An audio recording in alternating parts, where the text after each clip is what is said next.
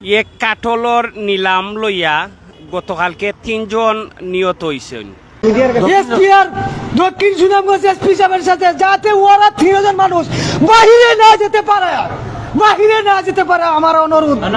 আজকে রাত 10টার ফ্লাইটে ওরা বাহিরে চলে যাবে।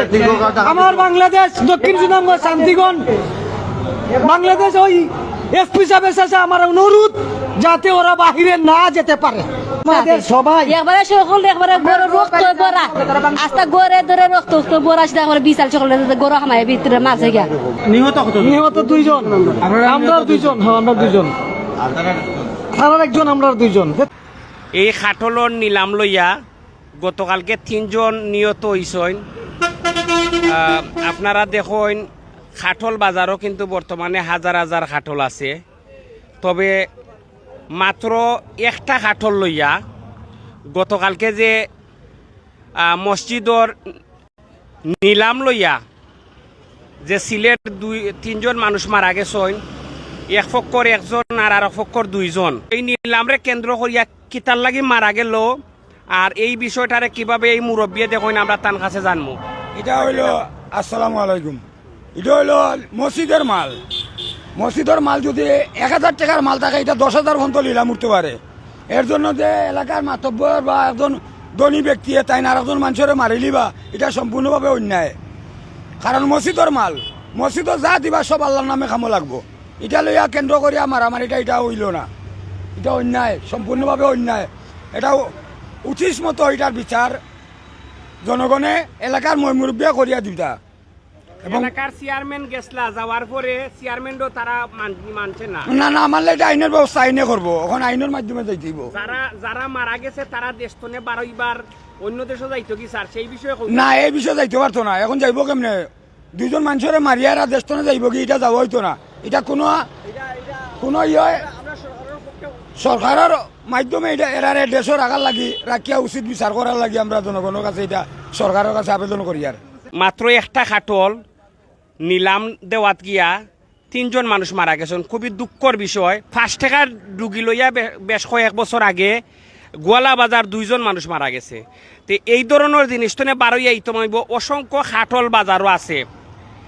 এই বিষয়টা আপনারা দেখুন যে বাজারের খাটলটা হয়তো 2 টাকা কম বেশ করিয়া নেওয়া যায়, কিন্তু আল্লাহর ঘরের মসজিদের খাটলটা 2 টাকা বেশি দিয়া নেওয়ার চেষ্টা করছেন। এটারে কেন্দ্র করিয়া যে একজন মানুষ আরেকজন মানুষের উপরে আক্রমণ করিয়া শেষ পর্যন্ত 3 জন মানুষ মারা গেছে, বিষয়টা খুবই দুঃখজনক। এ বিষয়ে এই এলাকার প্রভাবশালী লোক বা পয়সাওয়ালা লোক যেটা করছে এটাও পুরাপুরি অন্যায়। এটা কোনো অবস্থাতেই সম্ভব না, এটা কেউ মান্য নিত নয়।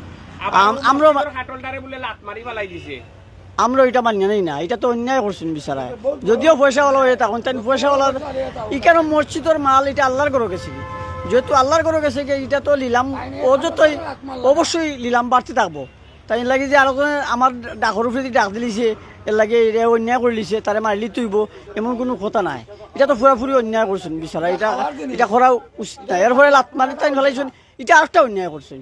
পুরো এলাকাটা তাই লাত মারলা। এই আর একটা খাটল আছে, অনেক বড় খাটল আপনারা দেখুন। আর এই খাটলটারে কেন্দ্র করিয়া গতকালকে 3 জন মানুষ মারা গেছে। আসলে আমরা বাংলাদেশও কিছু কিছু ঘটনা ঘটে সত্যি কষ্টর। এই খাটল ডে একটা মসজিদের একটা খাটল ডে লইয়া 3 জন মানুষ মারা গেছেন।